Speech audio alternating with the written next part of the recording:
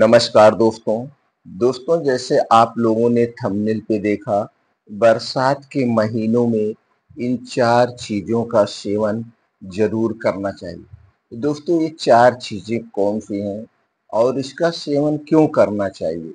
इसमें ऐसे क्या गुणधर्म पाए जाते हैं, जिन्हें हमें बारिश में ज़रूर सेवन करना चाहिए, उसके बारे में भी बताएँगे और दोस्तों ये भी जानकारी डिस्कस करेंगे कि बरसात के दिनों में कौन-कौन सी बीमारियाँ होती हैं, हमें क्या सावधानी बरतना चाहिए। दोस्तों इससे संबंधित जानकारी शेयर करेंगे, इसलिए मित्रों वीडियो को अंत तक ध्यान से सुनिएगा। सुनने के बाद अगर आप इस जानकारी से संतुष्ट हो ना, तो वीडियो को लाइक करके कमेंट सेक्शन में ओके थैंक्स कुछ भी लिख सकते हैं और ये वीडियो ज़्यादा से ज़्यादा लोगों तक शेयर कर सकते हैं, जिससे दोस्तों ये जानकारी ज़्यादा से ज़्यादा लोगों तक पहुंच सके। सब लोग बारिश के दिनों में होने वाली बीमारी से सावधान रहें और उन बीमारी से बच सकें। तो दोस्तों चलिए सबसे पहले प्रकाश डालते हैं, बरसात के दिनों में कौन-कौन सी बीमारियां होती हैं। जैसे दोस्तों जब बारिश होती है, बारिश के समय जब बहुत तेज बारिश होती है तो उसके कारण दोस्तों धरती की जो गर्मी है, ये धरती की गर्मी ऊपर आती है और जो कीड़ों मकोड़ों का प्रकोप बढ़ जाता है। बारिश के समय में दोस्तों जमीन में नमी आ जाती है, जैसे आपका घर है या अगर गांव में घर है तो दोस्तों गांव में अगर कच्चा घर है तो नमी ज़्यादा आ जाती है। नमी के कारण आप देखते होंगे शाम के समय बहुत ज़्यादा कीड़े मकोड़े हो जाते हैं, कीड़ों का प्रकोप बढ़ जाता है, मच्छरों का प्रकोप बढ़ जाता है। तो कुछ मच्छर के काटने से जैसे डेंगू, चिकनगुनिया, मलेरिया जैसे फीवर भी होने लगते हैं और दोस्तों कुछ ऐसे फंगल इन्फेक्शन, संक्रमण इन्फेक्शन होने लगते हैं, वायरल फीवर भी होने लगता है। तो दोस्तों इन सारी बीमारियों से हमें बचना होगा, बीमारियों से बचना होगा, कुछ सावधानी बरतनी पड़ती है। और दोस्तों बरसात के दिनों में आयुर्वेद के अनुसार हमारे शरीर में पित्त और वात का प्रकोप बढ़ जाता है। पित्त और वात का प्रकोप बढ़ जाता है, जिसके कारण दोस्तों बहुत सारी बीमारियां हो जाती हैं। दोस्तों शरीर का पित्त और वात ना बढ़े, इसलिए वात पित्त को बढ़ाने वाली चीजों का सेवन नहीं करना चाहिए। दूसरी तरफ दोस्तों बरसात के दिनों में हमारे पाचन तंत्र स्लो हो जाता है, पाचन तंत्र स्लो हो जाता है और कभी-कभी 2-2 3-3 दिन तक जब लगातार बारिश होती है, हम घर पे रहते हैं, तो घर पे रहते हैं और हमारे शरीर की एक्टिविटी कम हो जाती है। इस समय दोस्तों घर पे रहने पे हमें कुछ न कुछ खाने की इच्छा होती है, तो तली भुनी चीज़ें हम ज़्यादा खाते हैं। जब तली भुनी चीज़ें ज़्यादा खाते हैं तो पाचन तंत्र स्लो रहता है और तली भुनी चीज़ें आप जब ज़्यादा खाते हैं तो दोस्तों इससे भी हमारा पाचन तंत्र गड़बड़ हो जाता है। जैसे गैस, कब्ज़, एसिडिटी बनने लगती है, इसके कारण भी बीमारियाँ होती हैं। तो दोस्तों इस समय हमें कुछ सावधानियाँ ज़रूर बरतनी चाहिए। तो दोस्तों जैसे हमने चर्चा किया, इस समय वायरल इन्फेक्शन, फंगल इन्फेक्शन, संक्रमण का प्रकोप बढ़ जाता है, इसमें हमें सावधानी बरतनी चाहिए। तो दोस्तों उसी से संबंधित हम 4 चीज़ें आज की वीडियो में हम डिस्कस करेंगे। इन 4 चीज़ों में क्या-क्या पाया जाता है दोस्तों? इन 4 चीज़ों में antioxidant, dietary fibre, anti fungal, anti inflammatory, anti microbial, anti diabetic गुण के साथ-साथ इसमें कुछ प्रोटीन्स, विटामिन्स भी पाए जाते हैं। वायरल इन्फेक्शन से, वायरल संक्रमण से हमारे शरीर की ये सुरक्षा करेंगे। दोस्तों जैसे हमारे शरीर में जुकाम बुखार हो जाता है, तो जुकाम बुखार में हम क्या करते हैं, परेशान हो जाते हैं। तो उसके लिए मेडिसिन लेते हैं या कुछ लोग दोस्तों पहले के हैं, बुजुर्ग हैं, वो क्या करते हैं, दादी माँ के नुस्खे अपनाते हैं, आयुर्वेद के कुछ तरीके अपनाते हैं, काढ़ा बना के पीते हैं। तो दोस्तों ये काढ़ा बना के पीना हमारे शरीर के लिए सेफ होता है।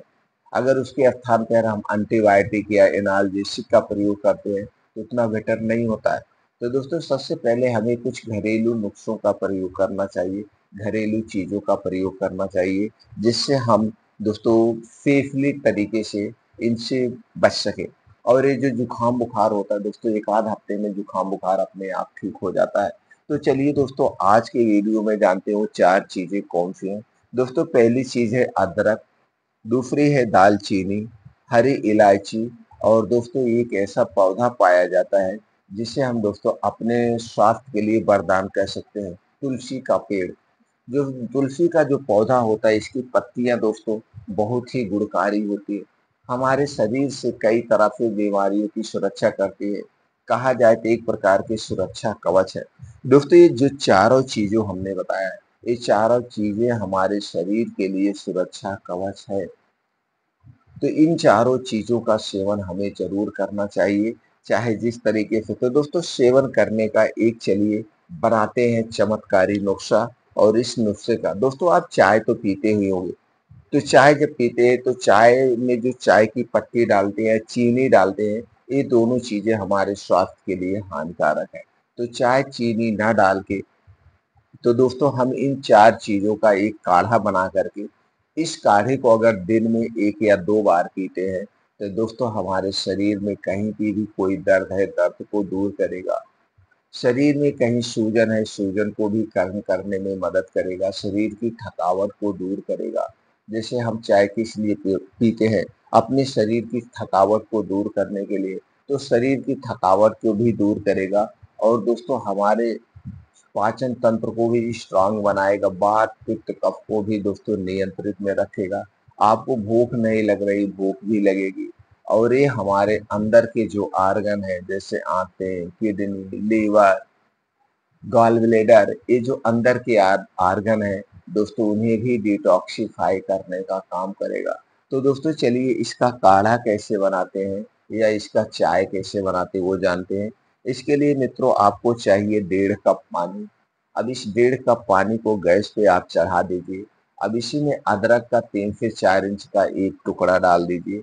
दालचीनी का 3 से 4 इंच का छोटा-सा एक टुकड़ा इसमें डाल दीजिए।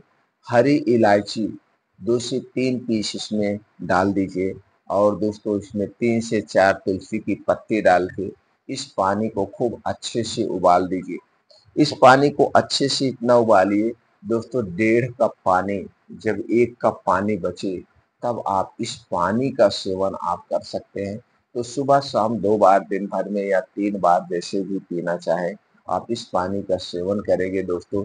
जो चाय पीते हैं, चाय से ज़्यादा ये बेटर है, चाय से ज़्यादा बेटर है। और दोस्तों इसके अलावा कुछ औषधियाँ आती हैं। कुछ औषधियाँ आती हैं, आप बारिश के दिनों में इन औषधियों का सेवन कर सकते हैं। जैसे दोस्तों इसमें से एक मुलेठी आती है। मुलेठी की तासीर क्या होती है? ठंडी होती है। ये हमारे शरीर के वात, पित्त, कफ तीनों को नियंत्रित रखती है। और दोस्तों ये हमारी भूख को बढ़ाती है। अगर आपको भूख कम लग रहा है, भूख को भी बढ़ाती है।